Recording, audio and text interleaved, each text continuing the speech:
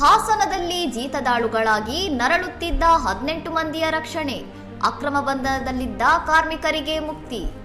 ಬೇಲೂರು ತಾಲೂಕಿನ ಜುಟ್ಟನಹಳ್ಳಿ ಗ್ರಾಮದಲ್ಲಿ ನಾಗರಾಜ್ ಮತ್ತು ಮೋಹನೇಶ್ ಎಂಬವರು ಕಾರ್ಮಿಕರನ್ನು ಶೆಡ್ ಒಂದರಲ್ಲಿ ಅಕ್ರಮವಾಗಿ ಕೂಡಿ ಹಾಕಿ ಜೀತಕ್ಕೆ ಇರಿಸಿಕೊಂಡಿದ್ದರು.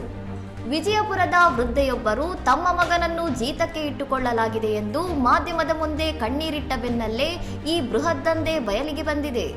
ರೈಲ್ವೆ ನಿಲ್ದಾಣಗಳಲ್ಲಿ ಆಶ್ರಯವಿಲ್ಲದವರನ್ನು ಕೆಲಸದ ನೆಪದಲ್ಲಿ ಕರೆತರುತ್ತಿದ್ದ ಆರೋಪಿಗಳು ಅವರಿಗೆ ₹1 ಸಂಬಳ ನೀಡದೆ ದಿನಕ್ಕೆ 12 ಗಂಟೆಗಳ ಕಾಲ ದುಡಿಸಿಕೊಳ್ಳುತ್ತಿದ್ದರು.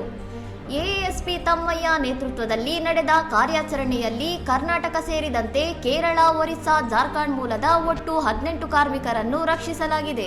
ಸದ್ಯ ಆರೋಪಿಗಳ ವಿರುದ್ಧ ಜೀತ ಪದ್ಧತಿ ನಿಷೇಧ ಕಾಯ್ದೆಯಡಿ ಪ್ರಕರಣ ದಾಖಲಾಗಿದ್ದು, ರಕ್ಷಿಸಲ್ಪಟ್ಟವರಿಗೆ ಪುನರ್ವಸತಿ ಕಲ್ಪಿಸಲು ಜಿಲ್ಲಾಡಳಿತ ಕ್ರಮ ಕೈಗೊಂಡಿದೆ. ಇನ್ನಷ್ಟು ಸುದ್ದಿಗಳಿಗಾಗಿ ನೋಡ್ತಾ ಇರಿ ಸೌರಂ ಟಿವಿ.